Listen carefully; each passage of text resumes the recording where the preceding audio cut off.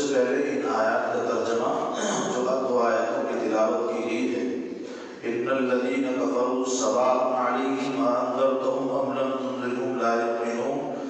بے شک جو لوگ کافر ہو چکے ہیں برابر ہے ان کو ڈرانا اور نہ ڈرانا، آپ ان کو ڈرائیں یا نہ ڈرائیں برابر ہے، وہ لوگ ایمان نہیں لائیں گے، لا یؤمنون وہ لوگ ایمان نہیں لائیں گے، ختم اللہ علی قلوبہم وعلی سمعہم، مہر کر دی اللہ تبارک و تعالیٰ نے ان کے قلوب پر، ان کے دلوں پر، ان کے کانوں پر، وعلی ابصارہم غشاوہ اور ان کی آنکھوں پر پردہ ہے، وَلَهُمْ عَذَابٌ عَظِيمٌ ان کے واسطے بڑا عذاب ہے۔ خلاصہ تفسیر یہ ہوا کہ بے شک جو لوگ کافر ہو چکے ہیں برابر ہے ان کے حق میں، خواہ آپ ان کو ڈرائیں یا نہ ڈرائیں، آپ ان کو راہ ہدایت کی ترغیب دیں یا نہ دیں، وہ ایمان نہیں لائیں گے۔ یہ بات ان کافروں کے حق میں ہے اور ان کافروں کے واسطے ہے جن کے نسبت خدا تعالیٰ کو اور اللہ تبارک و تعالیٰ کو معلوم تھی، معلوم ہے کہ ان کا خاتمہ کفر پر ہوگا، یہ ایمان لانے والے نہیں ہیں۔ اس آیت کے اندر عام کافر مراد نہیں ہے، اس لیے کہ ان کفار کے بعد اس وقت نبی پاک علیہ السلام کے زمانے میں موجود تھے، آپ بہت سے کافر ایمان بھی لائے ہیں، اس لیے اللہ تبارک و تعالیٰ نے تمام کفار کے بارے میں یہ بات نہیں کہی ہے کہ ان لوگوں کو ایمان کی تلقین کرنا، راہ ہدایت کی تلقین کرنا بھیجا ہے، یہ ایمان نہیں لائیں گے، بلکہ ان لوگوں کے واسطے یہ بات تھی جن کے بارے میں اللہ تبارک و تعالیٰ کو معلوم تھا کہ یہ لوگ ایمان لانے والے نہیں ہیں اور نبی پاک علیہ السلام کے اوپر محنت کر رہے تھے، تو اللہ تبارک و تعالیٰ نے کہا کہ برابر ہے ان لوگوں کو ڈرانا اور نہ ڈرانا، یہ لوگ ایمان لانے والے نہیں ہیں، ان کا خاتمہ کفر پر ہوگا۔ اگلی والی آیت ختم اللہ علی قلوبہم وعلی سمعہم، بند لگا دیا گیا ہے، مہر لگا دی گئی ہے ان کے دلوں پر اور ان کے کانوں پر اور ان کی آنکھوں کے اوپر پردہ ڈال دیا گیا ہے، اور ان کے واسطے آخر میں بڑی دردناک سزا ہے اور بہت بڑا عذاب ہے۔ اس کا ان آیات کا پچھلی والی آیات سے کیا تعلق ہے وہ بیان کیا جاتا ہے۔ سورہ بقرہ کی پہلی 5 آیتوں میں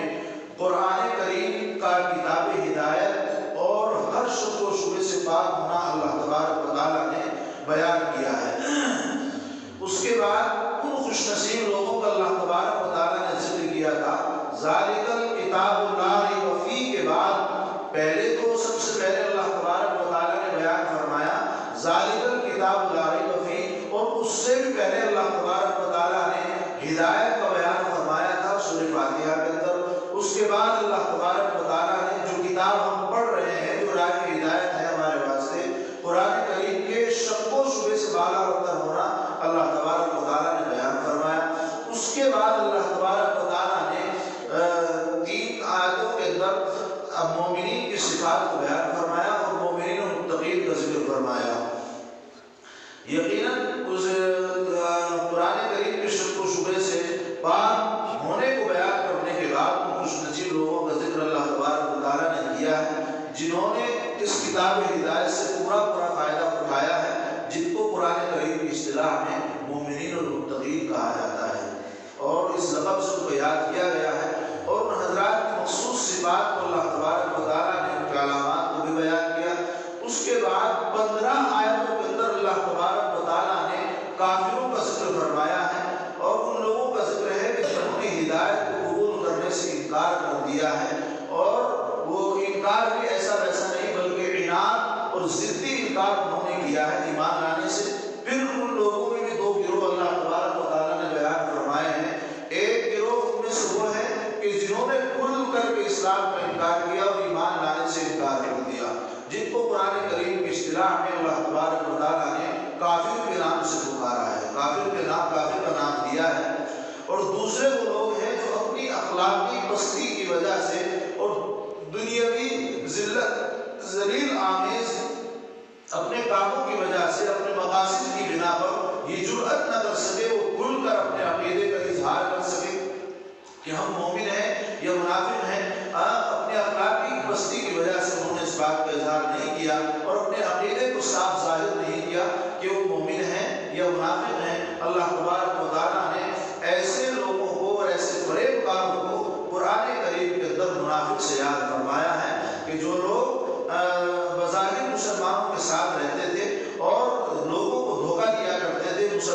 سے یہ کہتے تھے کہ ہم مسلمان ہیں،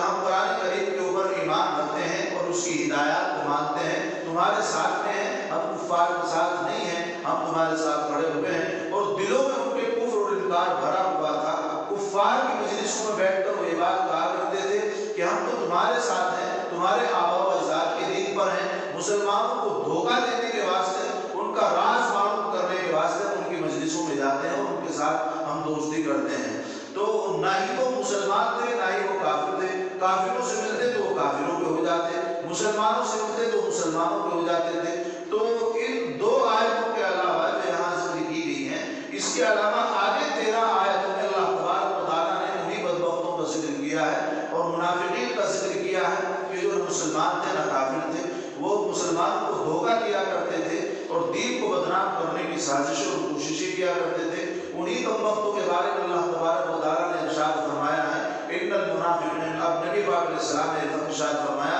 ان المنافقین فی الدرک الاسفل من النار، کہ منافقین جو ہوں گے وہ جہنم کے سب سے نچلے والے طبقے میں ہوں گے اور سب سے خطرناک عذاب ان کو دیا جائے گا۔ اور آگے والی 13 آیتوں میں انہی شیطانوں کا، انہی ذلیلوں کا ذکر اللہ تبارک و تعالیٰ نے کیا ہے کہ ان کی جزا و سزا کیا ہوگی اور ان کو کیا عذاب دیا جائے گا۔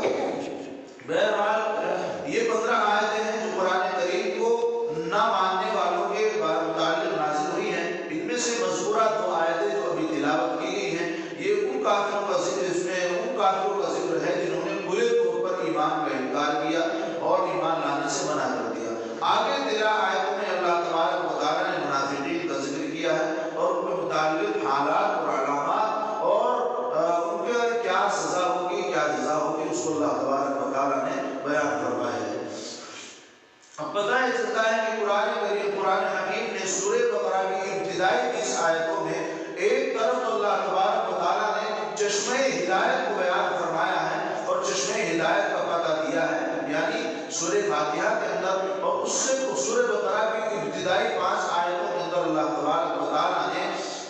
چشمہ ہدایت کو بیان فرمایا ہے کہ اگر کوئی انسان راہ ہدایت چاہتا ہے، جو سورہ فاتحہ میں ہم سے مانگ رہا تھا کہ ہمیں راہ ہدایت چاہیے، ہم کو راہ ہدایت سے نواز دے، اللہ تبارک و تعالیٰ نے سورہ بقرہ کی شروع کی 5 آیتوں میں راہ ہدایت کو بیان فرمایا ہے اور اخیر کی 15 آیتوں میں اللہ تبارک و تعالیٰ نے اقوام عالم کو اسی کی ہدایت کے قبول انکار کے معیار سے 2 حصوں میں تقسیم کیا ہے۔ ایک ہدایت جن کو مومنین متقین کہا جاتا ہے، اور دوسرے وہ لوگ جن کو جو ہدایت سے انحراف کرتے ہیں، انکار کرتے ہیں، جن کو اللہ تبارک و تعالیٰ نے کافر سے ان کے نام سے کہا ہے اور ان کو منافق، دوسرے گروہ کو منافق کہا جاتا ہے۔ پہلے قسم وہ ہے جن کا راستہ صراط الذین انعمت علیہم ہے، یعنی مومنین اس سے مراد ہیں۔ اللہ تبارک و تعالیٰ نے 20 آیتوں کے اندر جو ہدایت کا چشمہ اور ہدایت سے انحراف کرنے والوں کو بیان کیا ہے، ان میں سے پہلی قسم ہے ہدایت یافتہ لوگوں کی، اس سے مراد اہدنا الصراط الذین انعمت علیہم والے لوگ ہیں، اور دوسری قسم جو ہے 20 آیتوں کے اندر وہ ہے غیر المغضوب علیہم ولا الضالین والی، کہ اللہ تبارک و تعالیٰ نے اس کے اندر کافروں کا ذکر فرمایا ہے۔ قرآن کریم کی اس تعلیم کے بعد ایک اصولی مسئلہ یہ بھی نکل آتا ہے اور سمجھ میں آتا ہے کہ اقوام عالم کے حصوں پر اگر تقسیم کیا جائے تو اصول پر اثر انداز نہیں ہوتے ہیں۔ اقوام عالم کو اگر 2 حصوں میں تقسیم کیا جائے تو اصول پر اثر انداز نہیں ہوتے ہیں، وہ صرف اصول اور نظریات ہی کے اعتبار سے اس عالم کی تقسیم ہو سکتی ہے۔ ذات، برادری، نسب، وطن، رنگ اور جغرافیہ کے اعتبار سے اس عالم کی تقسیم نہیں ہو سکتی ہے۔ اس لیے کہ اللہ تبارک و تعالیٰ نے خود اس بات کی تعلیم دی ہے کہ اللہ تبارک و تعالیٰ نے اس دنیا کے اندر صرف کافروں اور مسلمانوں کو پیدا کیا ہے۔ ایک قوم وہ ہے جو کافر ہے، ایک قوم وہ ہے جو مسلمان ہے، اور ایسی چیزیں نہیں جن کے اشتراک کے خلاف سے قوموں کے ٹکڑے ٹکڑے کیا جا سکے، کوئی ایسی چیز نہیں ہے جو ان لوگوں کو بانٹ سکے، بلکہ اگر بانٹنے والی چیز ہے تو صرف اور صرف ایمان ہے۔ ایمان کوئی لے آیا تو مومن ہو گیا، ایمان نہیں لایا تو وہ کافر ہو گیا۔ آج جو ہم قبیلوں کے اندر بٹے ہوئے ہیں، ذات اور حسب نسب کے اندر ٹھیک ہے بٹے ہوئے ہیں، نبی پاک علیہ السلام ہی کے زمانے سے مجھ سے بھی پہلے یہ چیزیں چلی آ رہی ہیں، ورنہ اصل چیز جو ہے اور اصول جو ہے اور جڑ جو ہے وہ اللہ تبارک و تعالیٰ نے بیان فرمائی ہے کہ انسان بٹا ہوا ہے. پوری دنیا کے انسان کو اللہ تبارک و تعالیٰ نے دو قوموں میں پیدا کیا ہے, یا تو وہ کون ہے, کافر ہے, یا پھر مسلمان ہے. اسی بات کے پیش نظر اور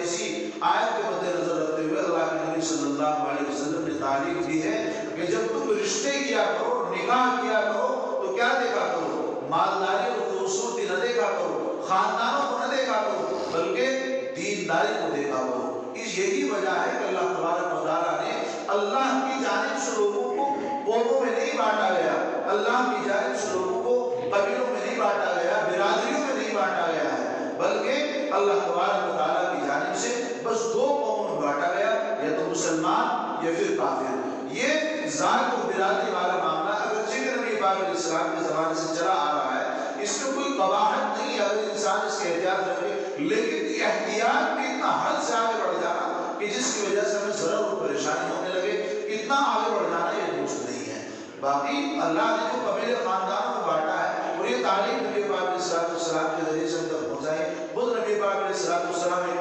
قبیلے کے تھے اور بھی دوسرے قبیلے کے لوگ تھے. یہ بٹاؤ اور یہ تقسیم نبی پاک علیہ السلام کے زمانے سے ہے. اس کا پاس و لحاظ بھی رکھنا چاہیے, لیکن پاس و لحاظ رکھنے میں, اس کو اختیار کرنے میں اتنا کچھ آگے بڑھ جانا کہ انسان اس کی وجہ سے پریشانی میں پڑ جائے کہ بھئی رشتہ نہیں ہو رہا ہے, کہ برادری کے اندر کوئی بچہ ہے, بچی نہیں مل رہا ہے, تو وہ رشتہ کرنے کے لیے تیار نہیں. حالانکہ دوسری برادری کے اندر ہمیں نیک بچہ مل رہا ہے, دیندار بچہ ہے, بچی مل رہی ہے, تو ہمیں وہاں رشتہ کر لینا چاہیے. اس لیے کہ نبی کے حدیث میں ہے کہ جب تم رشتے کیا کرو, نکاح کیا کرو, تو ذات قبیلے مت دیکھا کرو, بلکہ کیا دیکھا کرو, آپ دینداری کو دیکھا کرو. جہاں آپ کو دینداری نظر آئے وہاں ہمیں رشتے کر لینے چاہیے. لیکن ہم اس میں حد سے آگے بڑھے ہوئے ہیں اور اپنے آپ کو اپنی پریشانی میں ڈال رکھا ہے. اور اللہ نے قرآن کریم کے اندر ارشاد فرمایا ہے, خلقکم منکم کافر و منکم مومن, کہ میں نے تم, اللہ یعنی اللہ تبارک و تعالیٰ نے سب کو پیدا کیا, پھر کچھ لوگ تم میں سے کافر ہو گئے, کچھ مسلمان ہو گئے. یہ نہیں کہا کہ تم اس قبیلے میں چلے گئے, اس قبیلے. اللہ نے صرف دو قوم کو پیدا کیا ہے اور دو قوموں میں ہم کو بانٹا ہے, ایک کافر ایک مسلمان. ہم ایمان لیا ہے, اللہ نے ہمیں توفیق دی, ہدایت دی, تو ہم کیا ہو گئے, ہم مومن ہو گئے اور ایمان والے بن گئے. انہوں نے ایمان کا انکار کیا اور ایمان کو اختیار نہیں کیا, وہ کافر بن گئے اور اللہ تبارک و تعالیٰ کے باغی بن گئے.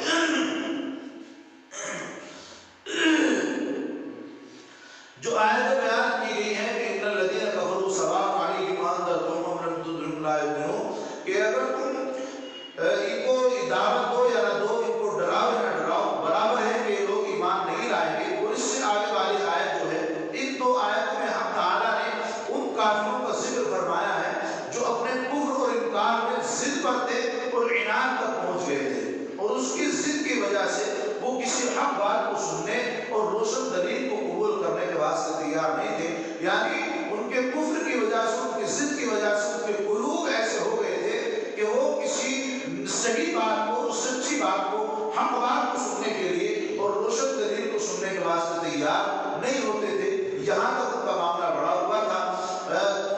ایسے لوگوں کے بارے میں اللہ تبارک و تعالیٰ کا قانون اور اللہ تبارک و تعالیٰ کی سنت, اللہ تبارک و تعالیٰ کی عادت یہی ہے کہ ان کو ایسی سزا اس جہان میں دی جائے, اور اس دنیا میں اللہ تبارک و تعالیٰ ان لوگوں کو ایسی سزا دے نقدیہ طور پر کہ ان کے دلوں پر مہر لگا دی جاتی ہے. کانوں اور آنکھوں کو اللہ تبارک و تعالیٰ حق و صدق کے قبول کرنے سے کیا کر دیتا ہے, بند کر دیتا ہے, روک دیتا ہے. ان کا حال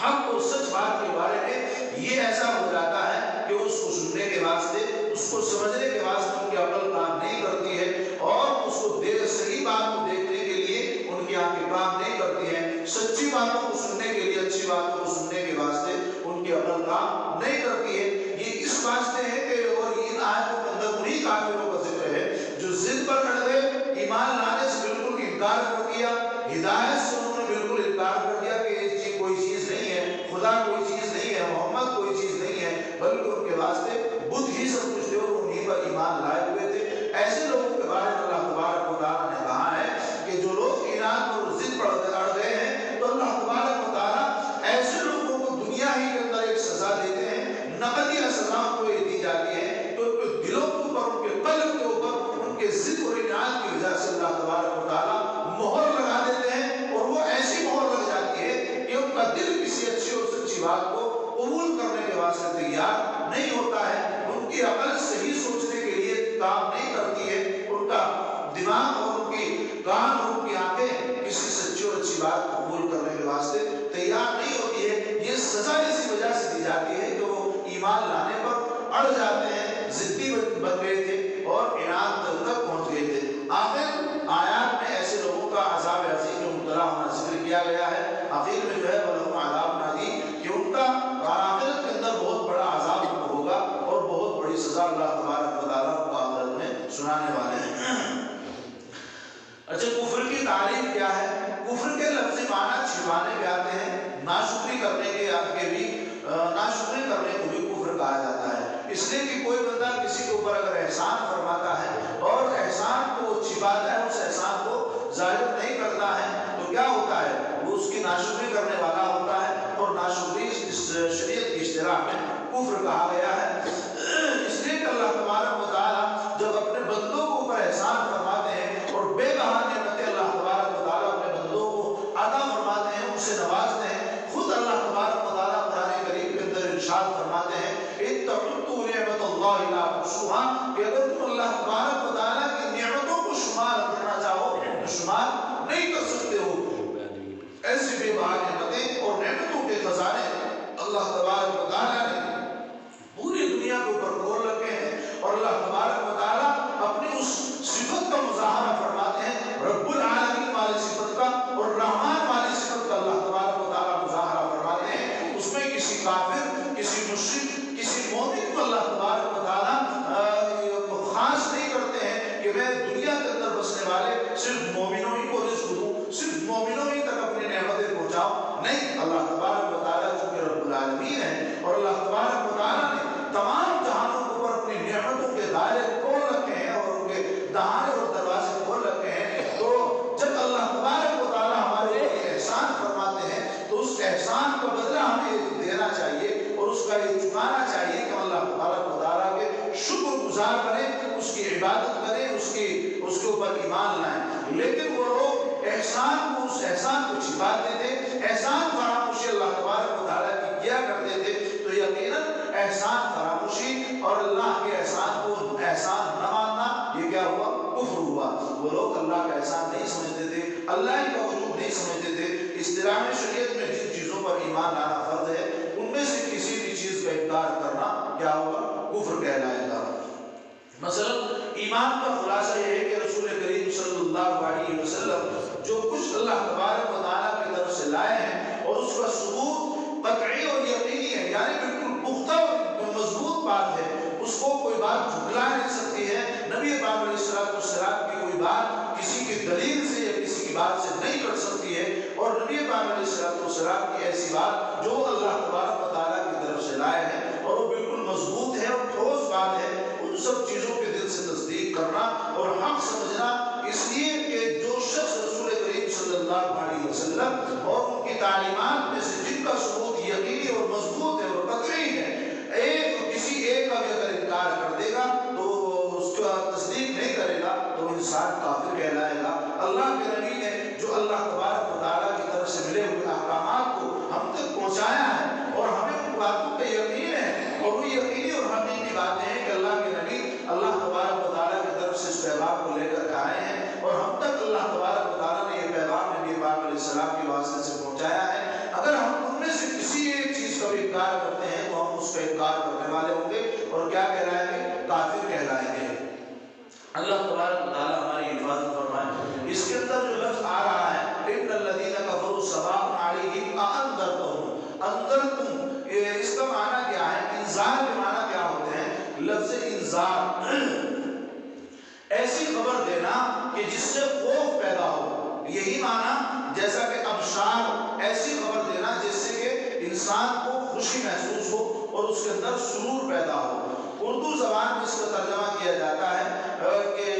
ڈرانے سے اس کا ترجمہ کیا جاتا ہے، ابشار کا ترجمہ ڈرانے سے کیا جاتا ہے، مگر در حقیقت مطلقاً ڈرانے کو انذار نہیں کہتے ہیں۔ لفظ انذار جو اس کے اندر آیا ہے مطلقاً کسی انسان کو کسی چیز سے ڈرانے کا معنی نہیں ہے، بلکہ انذار جو استعمال ہوتا ہے، انذار کے معنی جو ہے وہ یہ ہے کہ شفقت و محبت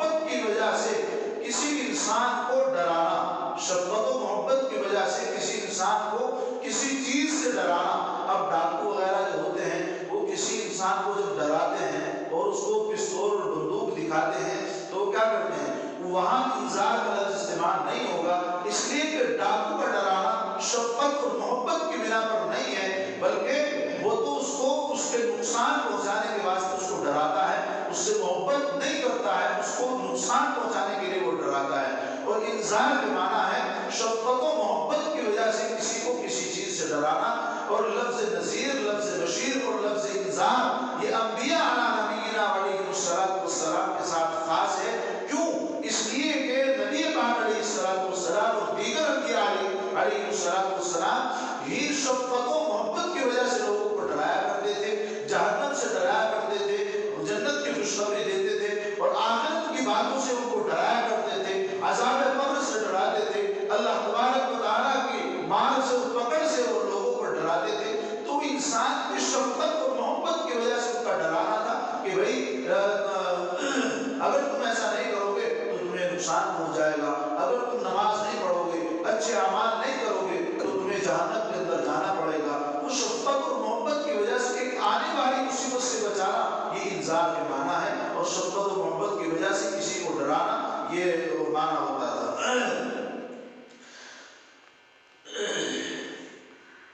اسی لیے نبی پاک علیہ السلام کی خصوصیت نذیر کا لفظ ہے. جو آپ علیہ السلام کو نذیر کا لقب دیا جاتا ہے کہ وہ ازراہ شفقت آئندہ آنے والے حالات اور آئندہ آنے والے مصائب سے لوگوں کو ڈرایا کرتے تھے. انبیاء علیہ السلام کے لیے اس لفظ کو اختیار کرنے میں اس کی ہدایت ہے. مسلم اور مبلغ جو ہوتا ہے یعنی پیر اور شیخ جو ہوتا ہے اس کے واسطے یہ بات اختیار کرنے کے واسطے یہ اختیار کرنی چاہیے اس کو کہ مخاطب جو ہوتا ہے، سامنے والا جو ہوتا ہے، اس کو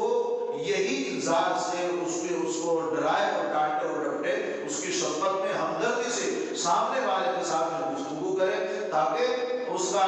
ایک لفظ انذار کے معنی پورے طریقے سے پایا جائے. شیخ اور مرشد بہت سخت مزاج ہوتے ہیں، لیکن یہاں تعلیم ملتی ہے کہ مخاطب کی خیر خواہی کے ساتھ، اس کے ساتھ ہمدردی کے ساتھ بات کی جائے، محبت کے ساتھ بات کی جائے اور اس کے ساتھ گفتگو کی جائے. محض ایک کلمہ پہنچا دینا اور ان کو اپنے پاس اپنے سے ان کا رد کر لینا یہ کافی نہیں ہے. اس آیت میں رسول کریم صلی اللہ علیہ وسلم کو یہ تسلی دینے کے لیے بتایا گیا ہے کہ یہ صدیق اور عنادی لوگ جو ہیں، جن کے ساتھ آپ ایمان لانے کی محنت کر رہے ہیں، یہ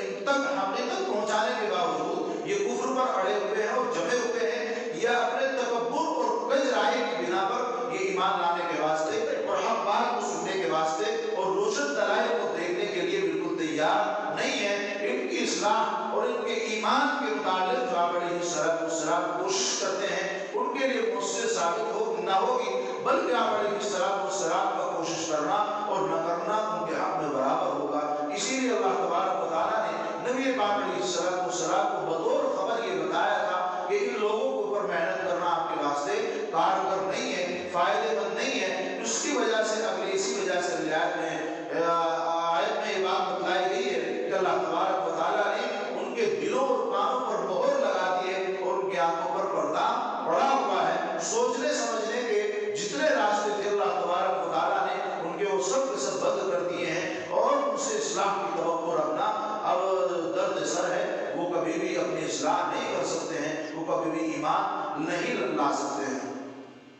اچھا، کسی چیز پر مہر اس واسطے لگائی جاتی ہے کہ باہر سے کوئی چیز اس میں داخل نہ ہو سکے. آپ نے ڈاک وغیرہ دیکھی ہوں گی یا کوئی پارسل وغیرہ دیکھا ہوگا، جب کہیں اس کو ایک جگہ سے دوسری جگہ پہنچایا جاتا ہے تو کمپنی والے یا ڈاک والے کیا کام کرتے ہیں، اس کے اوپر مہر لگا دیتے ہیں، اس کے منہ پر بالکل مہر لگاتے ہیں تاکہ اس کے اندر کوئی آدمی گڑبڑ نہ کر سکے، اس کے اندر کوئی چیز داخل نہ کر سکے، اس کے اندر سے کوئی چیز نکال نہ سکے.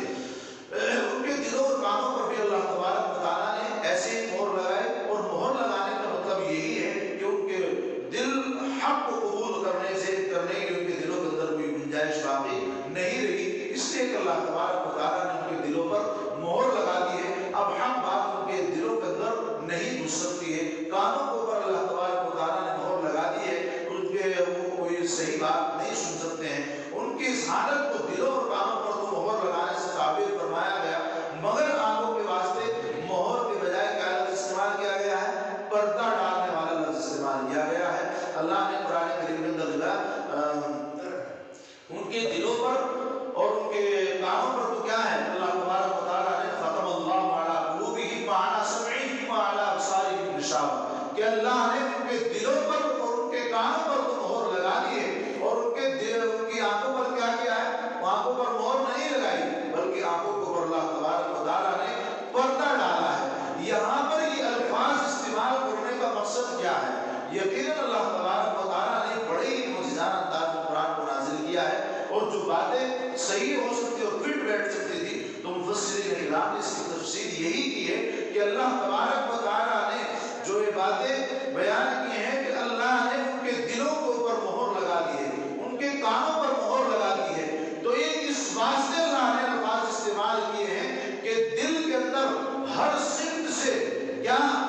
کوئی بھی بات داخل ہو سکتی ہے، اس لیے کہ دل کچھ بھی بات سوچ سکتا ہے، اور جب دل کا دروازہ اللہ تبارک و تعالیٰ بند کر دیں گے تو دل کے اندر کوئی بات پہنچنے والی نہیں ہے۔ اسی واسطے اللہ تبارک و تعالیٰ نے دل پر مہر لگانے والا لفظ استعمال فرمایا کہ مہر لگ گئی اور وہ بالکل بند ہو گیا، بالکل پیک ہو گیا۔ ایسے ہی کانوں کے اوپر، کان ہر سمت سے سن سکتے ہیں، آدمی آگے سے بولے وہاں سے بھی سن سکتا ہے، دائیں سے بولے تو سن سکتا ہے، پیچھے سے بولے تو سن سکتا ہے، ہر سمت سے کانوں کے اندر آواز آ سکتی ہے، ہر سمت سے اس کے اندر آواز پہنچنے کا ذریعہ ہے۔ اسی واسطے اللہ تبارک و تعالیٰ نے کانوں کے واسطے بھی لفظ مہر کا استعمال کیا ہے کہ ان کا منہ اب بند ہو گیا، کسی سمت سے اس کے اندر حق کی بات نہیں پہنچ سکتی ہے کہ کانوں کے اوپر مہر لگا دی گئی ہے۔ آنکھوں کے اوپر مہر لگانے کو اللہ تبارک و تعالیٰ نے ذکر نہیں کیا ہے، بلکہ اللہ نے یہ ذکر کیا ہے کہ ان کی آنکھوں کے اوپر پردہ ڈال دیا گیا ہے۔ اس کے اندر حکمت یہ ہے، اور یہ الفاظ لانے میں حکمت یہ ہے کہ وعلی ابصارہم غشاوہ، ان کی آنکھوں کے اوپر پردہ ڈال دیا گیا ہے کہ آنکھ ہر سمت نہیں دیکھتی ہے، آنکھ کے اندر سننے کی صلاحیت نہیں ہے، آنکھ صرف ایک جہت میں دیکھتی ہے، آنکھ کو صرف سامنے کا دکھائی دیتا ہے، اگر ادھر دیکھ رہا ہے تو ادھر والا حصہ اس کا سامنے ہو گیا، اور یہ کیا ہو گیا؟ بایاں حصہ ہو گیا، یہ دایاں حصہ۔ آدمی اگر اپنے فیس اور چہرے اور جسم کی بناوٹ کے اعتبار سے بالکل سیدھا دیکھ رہا ہے تو اس کو دائیں طرف کا نظر نہیں آتا ہے، بائیں طرف کا اس کو نظر نہیں آتا ہے، پیچھے کا اس کو نظر نہیں آتا ہے۔ دائیں دیکھنے کے لیے چہرہ گھمانا پڑے گا، بائیں دیکھنے کے لیے چہرہ گھمانا پڑے گا، پیچھے دیکھنے کے لیے پورا مڑ جانا ہوگا، اوپر دیکھنے کے لیے اس کو نگاہ اور نظر اٹھانی پڑے گی۔ دل کے اندر اور کان کے اندر ہر طرف سے بات پہنچ سکتی تھی، اس لیے اللہ نے ان کے اوپر مہر لگا دی۔ کان صرف ایک جہت دیکھ سکتی تھی، اس لیے اللہ نے صرف آنکھوں کے سامنے پردہ ڈال دیا۔ ایک سمت ہے، اس لیے اللہ نے آنکھوں کے سامنے پردے والا لفظ استعمال فرمایا، آنکھوں کے سامنے پردہ ڈالا، بس آنکھیں بند ہو گئی۔ اب نہ دائیں سے، نہ بائیں سے، نہ پیچھے سے، نہ آگے سے کہیں کسی ہم بات کو دیکھ نہیں سکتے ہیں۔ یہ حکمت ہے میرے رب کی یہاں پر یہ لفظ استعمال کرنے کی۔ ان دونوں آیتوں سے معلوم ہوا کہ کفر اور ہر گناہ کی سزا جو ہے وہ تو آخرت میں ہی ملے گی، مگر بعض گناہوں کی سزا دینا اس دنیا کے اندر اللہ تبارک و تعالیٰ اس دنیا کے اندر بھی بعض گناہوں کی سزا دے دیتے ہیں۔ پھر یہ دنیا کی سزا بعض اوقات یہ شکل اختیار کر لیتی ہے کہ انسان سے اصلاح حال کی توفیق سلب ہو جاتی ہے۔ اپنے حالت کی اصلاح اور اس کو درست کرنا، انسان آخرت کے حساب و کتاب سے ایسا بے فکر ہو جاتا ہے اور ایسا بے نیاز ہو جاتا ہے کہ نافرمانی اور گناہ کرتے ہوئے اس کو تصور نہیں رہتا ہے کہ مجھے آخرت میں بھی جانا ہے اور مجھے اس دنیا سے چلے جانا ہے۔ وہ دھڑلے کے ساتھ گناہ کرتا پھرتا ہے اور نافرمانی اللہ تبارک و تعالیٰ کی کرتا ہے۔ وہ اسی واسطے کہ اللہ تبارک و تعالیٰ اس کی گناہ کرتے رہنے کی وجہ سے اس کو ایک سزا اس دنیا کے اندر وہ دیتے ہیں کہ جب وہ گناہ کرتا ہی رہتا ہے تو اللہ تبارک و تعالیٰ اس سے اس کے اصلاح حال یعنی اپنے آپ کو سدھارنے اور سنوارنے کی توفیق کو اللہ سلب کر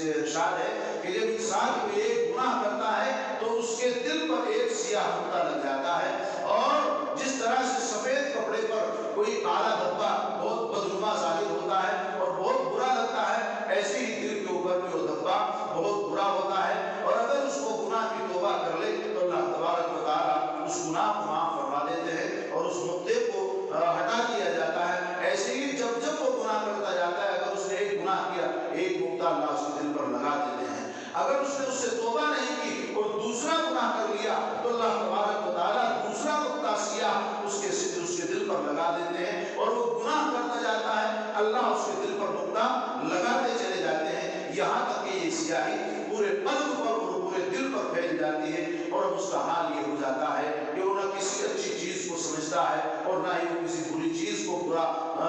غرض یہ کہ نیکی اور بدی کا امتیاز اس کے دل سے اٹھ جاتا ہے، ختم ہو جاتا ہے۔ اب گناہ کرتے کرتے اسے اس چیز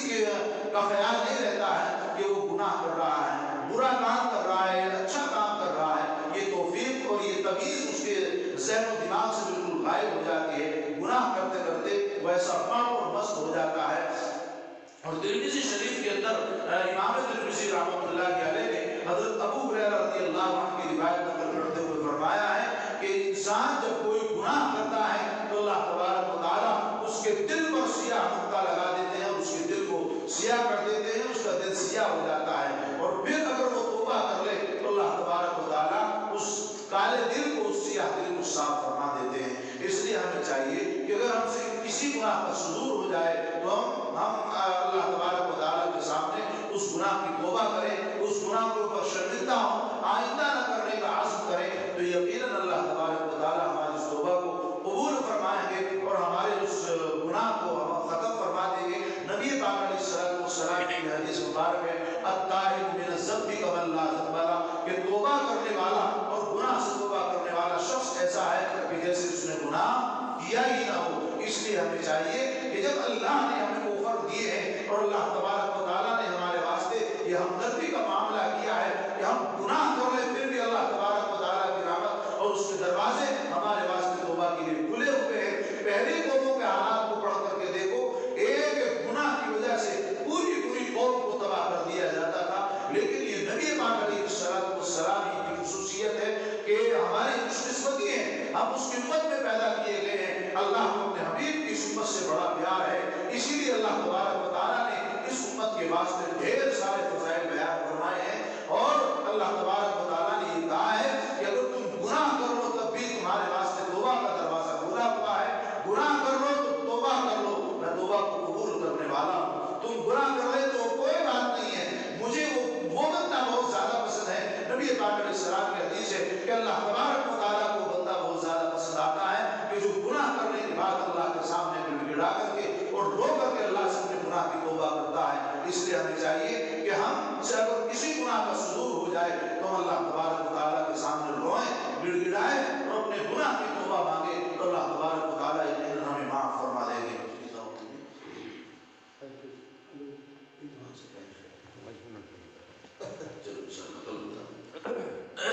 بس آج یہی تک دو باتیں ہیں اس سے متعلق اور آیت سے متعلق انشاءاللہ۔ اصل میں دیر اس لیے ہوتی ہے، میں یہ چاہتا ہوں کہ کوئی بات ایسی نہ چھوٹے جو اس آیت سے متعلق ہو اور سامنے والوں کو پتہ نہ لگے، اس لیے کہ جب بہت اچھی طریقے سے اس سے متعلق ساری چیزیں بتائی جائیں گی تو کچھ نہ کچھ تو ذہن کے اندر ضرور فٹ ہوگی، ساری ایسی کم سے کم 2-4 باتیں تو ذہن میں رہ ہی جائیں گی۔ اور میرا